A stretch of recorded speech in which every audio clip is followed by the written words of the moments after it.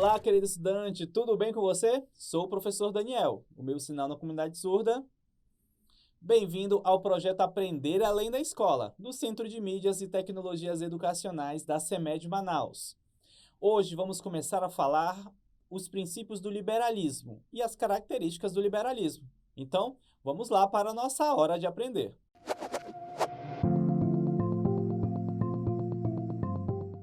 Vamos continuar a identificar as particularidades político-sociais da Inglaterra no século XVII e analisar os desdobramentos posteriores à Revolução Gloriosa. Por isso, vamos falar sobre o liberalismo, seus princípios e características. Para começo de conversa, vamos conhecer o que significa a palavra liberal. Ela está associada a ser generoso. Por exemplo, Antônio é liberal com seu dinheiro. Ou seja, Antônio não prende seu dinheiro, ele não é mão de vaca, ou seja, ele é liberal. Quando não se critica ou não desaprova, se é tolerante. Mais um significado de liberal. Esse exemplo. O novo diretor é liberal com os professores. Apesar das diferenças, esse diretor é tolerante, ou seja, ele é liberal. A palavra liberal também está relacionada àquele que favorece a liberdade individual. Também aquele favorável ao progresso e à reforma, por exemplo, na política ou na religião.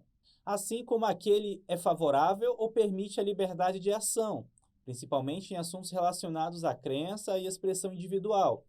Por exemplo, num governo ditatorial que adota uma política mais liberal em relação a um grupo de rebeldes contrário ao seu regime. Ou seja, a palavra liberal está relacionada ao liberalismo.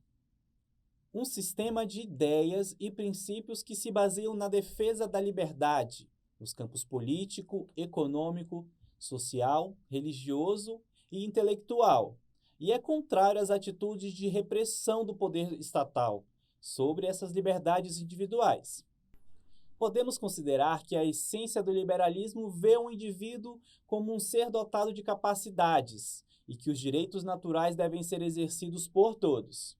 Assim, o Estado não deve interferir nas liberdades individuais dos cidadãos, mas garantir o pleno exercício dessas liberdades. Esse pensamento acabou influenciando as revoluções francesa e industrial, que interferiu nos rumos da humanidade. Ele começou a ganhar forma a partir do século XVII, principalmente pelas revoluções inglesas, aquelas que estudamos na nossa última aula. Lembra que falamos sobre a Guerra Civil, a Revolução Puritana, a restauração da monarquia e a Revolução Gloriosa? Elas fazem parte do conjunto de eventos onde a burguesia inglesa teve forte influência. Por isso, também ficaram conhecidas como revoluções burguesas. Grande parte da motivação desses movimentos foi o sentimento de desagrado de parte dos cidadãos ingleses, em especial a burguesia, contra a monarquia, que mantinha privilégios dos nobres além do absolutismo monárquico. Podemos considerar que foi nesse momento que surgiram as bases do liberalismo, quando a burguesia em ascensão desafiou o absolutismo inglês. Em todos aqueles movimentos da Revolução Inglesa, percebemos a força da burguesia. A Câmara dos Comuns do Parlamento inglês tinha forte presença nesse grupo. Durante o reinado de Carlos I, a relação entre o rei e a burguesia foi bem complicada. O parlamento queria aumentar o controle sobre a economia e regularizar a sua convocação para as decisões do Estado. Contudo, Carlos I dissolveu o parlamento várias vezes em seu reinado. Os membros do parlamento exigiam mudanças, porém, Carlos I se recusou a atender às reivindicações e as relações se deterioraram ainda mais. Os conflitos constantes acabaram provocando uma guerra civil de caráter religioso e político. Com a Guerra Civil, o líder puritano Oliver Cromwell, que se reorganizou as forças militares para lutar contra os apoiadores do rei, ganhou o apoio dos burgueses, proprietários rurais e camponeses. Com o rei deposto, Cromwell dá início a um período republicano, com a chamada Revolução Puritana. A burguesia ganha ainda mais espaço, com confisco e venda de terras dos inimigos de Cromwell.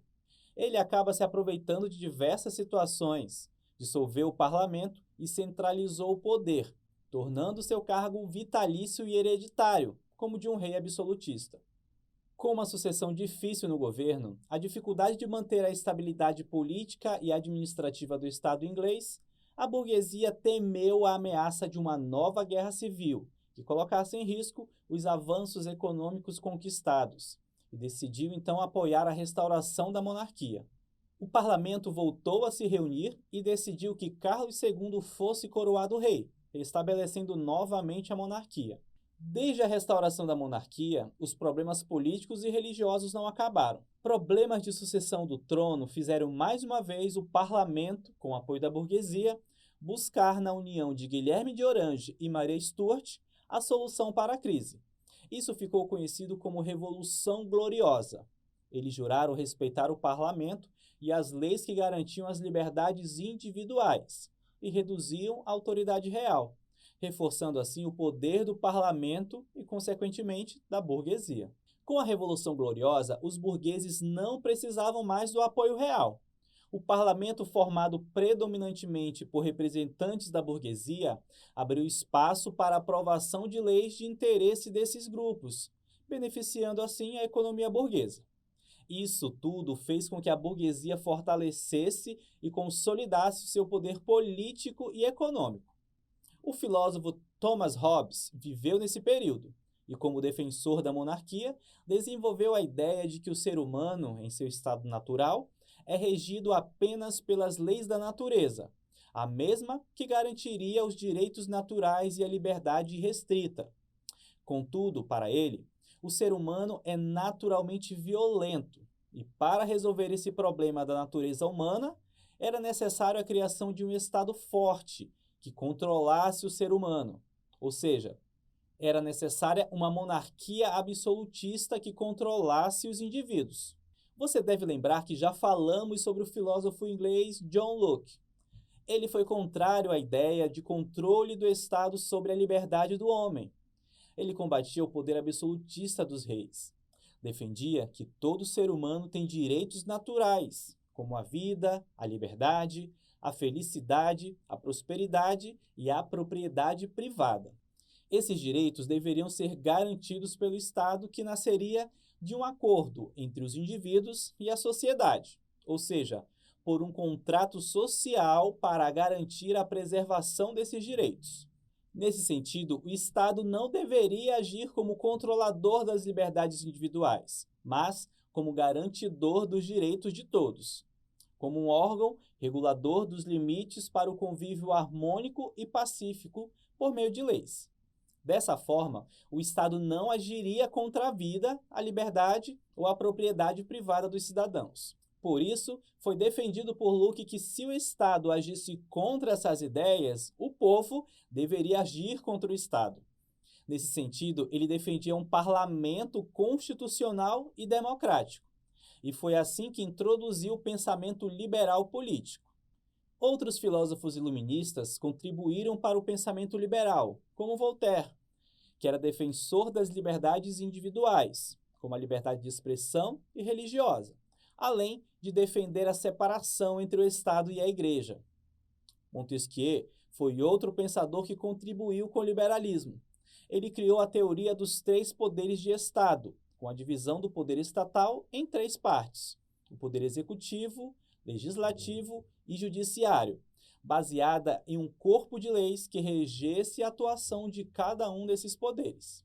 Com isso, seria possível evitar os abusos de poder e garantir a manutenção das liberdades individuais.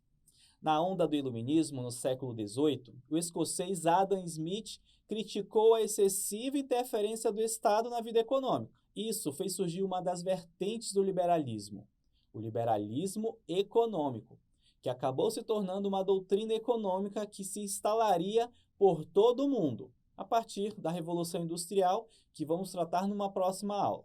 Para ele, a verdadeira fonte de riqueza das nações era o trabalho, e não a quantidade de metais preciosos e terras que se tinha. Essa ideia era contrária ao mercantilismo, onde se buscava o acúmulo de metais preciosos. O trabalho seria a verdadeira fonte geradora de riqueza, ou seja, a riqueza consistiria na capacidade de trabalhar, aperfeiçoar a produção e gerar cada vez mais investimentos e lucros. Sua obra mais importante foi Uma Investigação sobre a Natureza e as Causas da Riqueza das Nações, mais conhecido como A Riqueza das Nações, de 1776. Nele, o autor trata sobre o mercado e afirma que este se autorregula naturalmente, por meio de um conjunto de decisões individuais.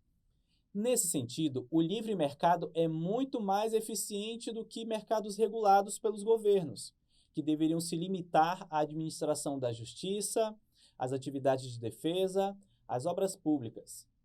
Smith afirmou que era a produção de riquezas por meio do trabalho que seria a verdadeira riqueza de uma nação, e não a quantidade de ouro que ela possuía. Seguindo a lógica liberal econômica, a burguesia queria expandir ainda mais os seus negócios. Contudo, os governos autoritários representados pelas monarquias absolutistas atrapalhavam os planos de lucro da burguesia, que se viam incapazes diante desse obstáculo. Por isso, o liberalismo econômico reforça que o desenvolvimento da economia dependia apenas dos esforços da burguesia, sem a interferência do Estado.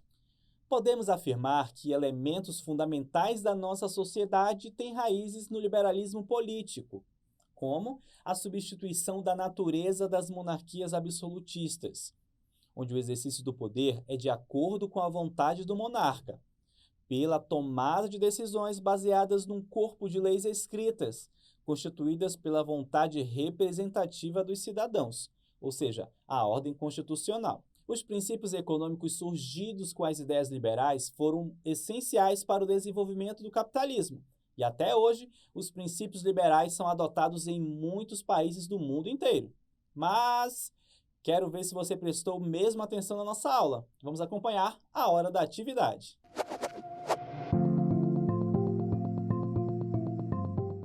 Atividade 1. A partir dos movimentos revolucionários ingleses no século XVII, com força dos pensamentos iluministas do século XVIII, difundiram-se ideias liberais, que ganharam o mundo inteiro.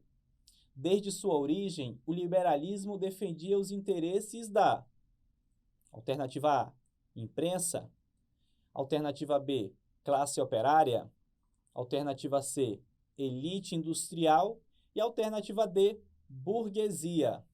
E aí? Lembrando, quem será que o liberalismo defendia os interesses?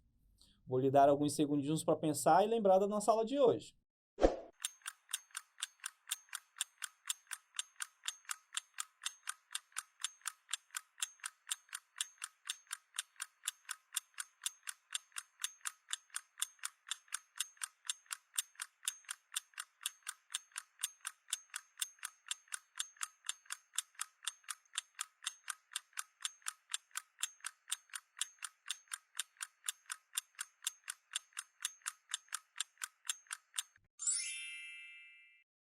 A resposta correta é a letra D, burguesia. Isso mesmo. A burguesia foi a classe que teve seus interesses defendidos pelo liberalismo. Até porque, como os vimos na aula de hoje, a burguesia se fez presente em diversos momentos das revoluções inglesas, que fizeram o pensamento liberal ganhar forma, diante do controle exercido pelo absolutismo monárquico.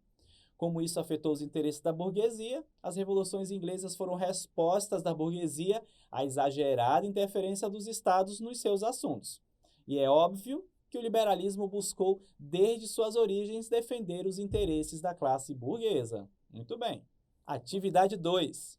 O liberalismo, apesar de servir principalmente aos interesses da classe burguesa, contagiou as parcelas populares da sociedade, oprimidas pelos nobres e pelos reis absolutistas. A sociedade liberal burguesa era considerada mais livre do que a do antigo regime Vamos ver por que a sociedade liberal burguesa era mais livre do que a do antigo regime. Alternativa A. Acreditar nos princípios democráticos, criando oportunidades para que todos pudessem enriquecer. Alternativa B. Permitir maior liberdade de expressão e pensamento e restringir a esfera de atuação do poder estatal. Alternativa C. Aumentar ao máximo o poder do Estado, para que ele defendesse as liberdades individuais de cada cidadão. Alternativa D. Praticar o liberalismo econômico, acreditando na livre iniciativa e na regulamentação do comércio pelo Estado. E aí? Por que será que a sociedade liberal burguesa era considerada mais livre do que a do antigo regime? Falamos na nossa aula de hoje. Vou dar um tempinho para você pensar na resposta correta.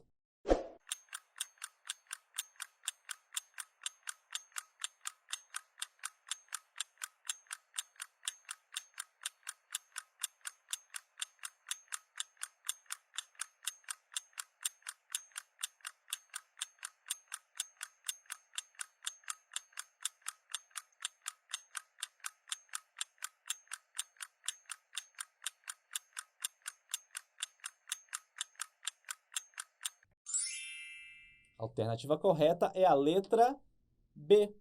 Permitir maior liberdade de expressão e pensamento e restringir a esfera de atuação do poder estatal.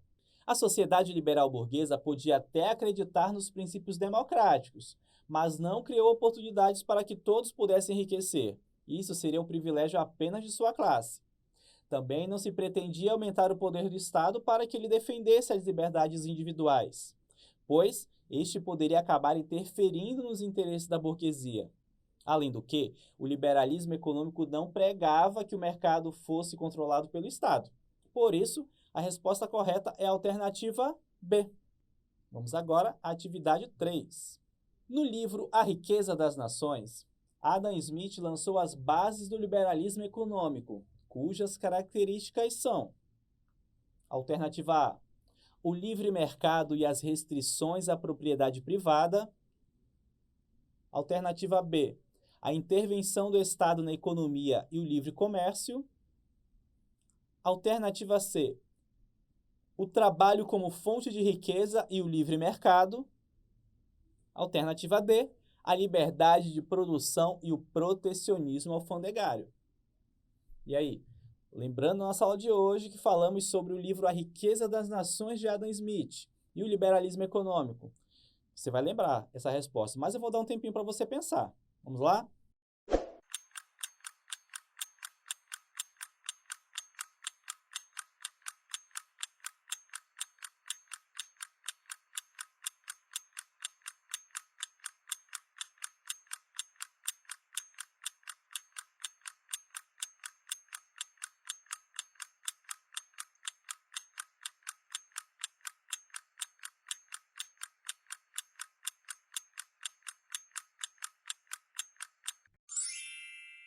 A alternativa correta é a letra C.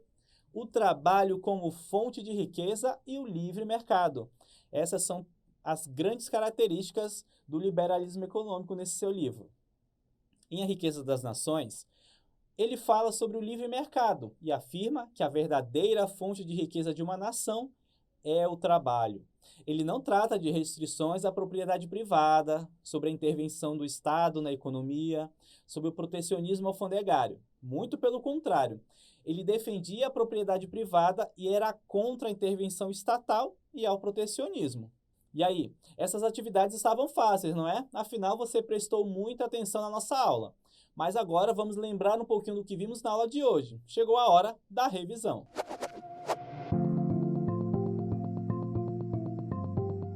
Na nossa aula de hoje, falamos sobre o liberalismo, seus princípios e características, iniciando com a definição da palavra liberal, que indica o sistema de ideias e princípios que se tornou o liberalismo.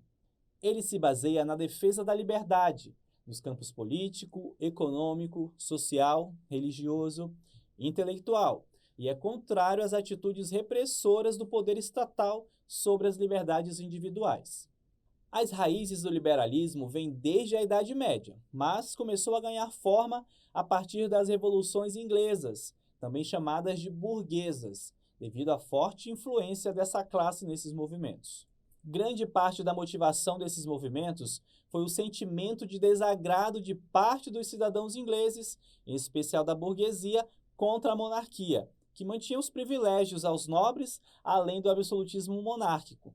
Esses movimentos fizeram com que a burguesia fortalecesse e consolidasse seu poder político e econômico. De um lado, o filósofo Thomas Hobbes defendia a monarquia absolutista como forma de controlar a natureza violenta humana.